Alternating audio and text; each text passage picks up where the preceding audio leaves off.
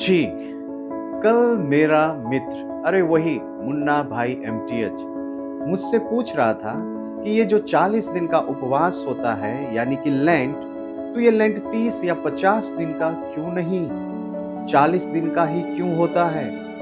जी, क्या ये सवाल आपके मन में भी आता है? आइए जानते हैं। इसका उत्तर बाइबल की 40 संख्या के गहरे अर्थ में छिपा है। बाइबल में 40 संख्या बार बार एक विशेष अर्थ के साथ आती है। परीक्षा, शुद्धिकरण और नई शुरुआत से पहले की तैयारी के तौर पे। जी, याद कीजिए, नूह के समय 40 दिन वर्षा हुई और नूह नम्रता के साथ जहाज में रहा। इज़राइल 40 वर्ष सुधार हेतु मरुभूमि में रहे।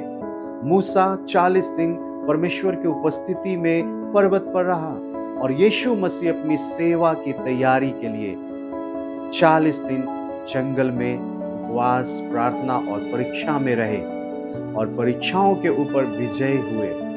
बाइबल में हर बार 40 के बाद एक नया अध्याय शुरू होता है। लेंट सीधा जुड़ा हुआ है यीशु के 40 दिन से, जहां यीशु ने सेवा शुरू करने से पहले 40 दिन उपवास और परीक्षा में बिताए।